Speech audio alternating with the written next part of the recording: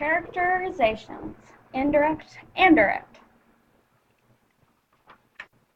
Some words that you need to learn: narration, narrator, dialogue, quotation marks, direct characterization, explicit, indirect characterization, and implicit.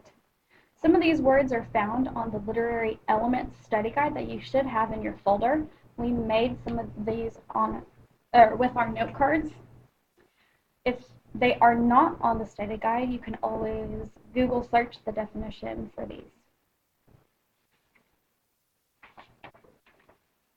Okay, so role of the narrator. We have our story, which is made up of characters, our setting, we have events. Now the narrative, we have the narrator that communicates to the reader. And sometimes we have this communication barrier. So let's talk about voices in the story. The narrator tells the story to the reader. A narration is when the narrator speaks. A character is a person or the people in the story. And dialogue is when characters speak. So keep in mind that the narrator and the main character are not always the same person. They can be, but they are not always the same person.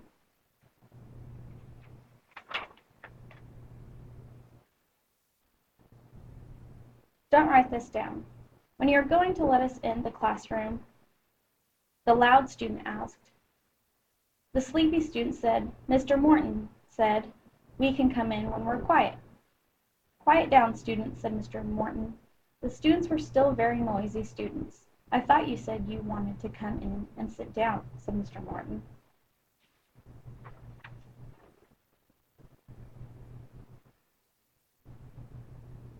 You don't need to write this down either. When are you going to let us in the classroom? The loud student asked. The sleepy student said, Mr. Morton said we can come in when we're quiet. Quiet down, students, said Mr. Morton. The students were still very noisy. Students, I thought you said you wanted to come in and sit down, said Mr. Morton. Let's talk about how these passages are different. If you need to pause the video and look at both passages again, you can.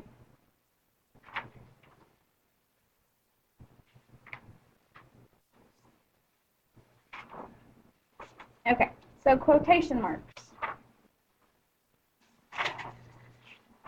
Characters' voices go in quotes. It was hot. Turn on the fan. She said. So, this N stands for narrator or narration. C stands for communication. So this is what is being said by the character. And again, the narrator steps in and tells us that she said it. Again, he said, point it towards us. She didn't. The narrator communicates, he said. The communication from the character is pointed towards us. And again, the narrator steps in and tells us that she did not. So quotes show when characters speak. Direct characterizations. The narrator explicitly describes a character. Explicit means that it's clearly stated. An example, Tom struggled in school but tried hard. Or Pam was lazy but learned really quickly. Since it's explicitly stated, meaning clearly stated, the narrator is telling us outright that Tom struggles in school and that Pam was lazy but learns really quickly. We don't have to make inferences based off of the text to figure these things out because they're told to us. Indirect characterization. Character traits revealed through actions. So indirect characterizations are implicit. Implicit means not clearly stated or implied. So we have to use evidence in the text, actions of characters, or things said that don't clearly state what it is to figure out our indirect characterization. For example, Jess left the pizza crust on the floor. Tim helped old Miss Jones with her bags. So if we read Jess left the pizza crust on the floor, we can infer that maybe Jess is messy, or maybe she's too lazy to clean up after herself. Tim helped old Miss Jones with her bags. From this action, from our character Tim, we know that he likes to help. We can also infer that he's polite and that he knows, or that he likes to help people. So let's review. The narrator is the person that tells the story. Dialogue is when characters in the story speak. Direct characterization is when the narrator explicitly describes the character or states things outright about characters. Indirect characterization is when characters' traits are revealed through their actions and we make inferences. So let's practice. We're going to read the passage, and then you're going to write down on a notebook piece of paper what indirect character trait is shown. Then you can explain your answer. For example, Mr. Morton was teaching the students about characterizations.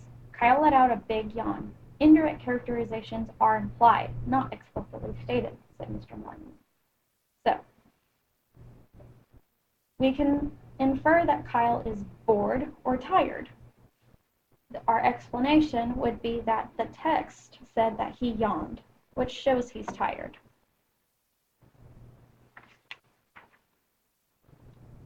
Okay, number 1. After class, Deja asked Dana a question. I'm sorry, Dana, but my little brother was sick and my parents made me stay home and watch him yesterday. Can I see your reading notes? Dana huffed and rolled her eyes. She replied to Deja, I don't know where they are right now. So based off of this, we can infer and make an indirect characterization on Dana, that she's annoyed or maybe frustrated or doesn't want to help Deja. Maybe even that she doesn't like Deja. And our example, or our explanation would be that when Deja asked, Dana huffed and rolled her eyes.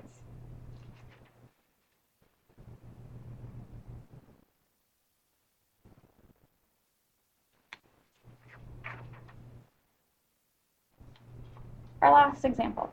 While playing football with his friends, Evan overthrew the ball and accidentally broke his mom's pictured window. Nobody was home, but all the other boys soon found excuses to leave. When Evan's mom came home, she asked what had happened. Evan looked her in the face and said, "A bird smashed into the window, Mom." Okay. So we can make an indirect characterization and infer that Evan does not want to get in trouble, that his friends also do not want to get in trouble, that they don't mind lying. And our example would be that Evan did not tell the truth and that the other boys ran away.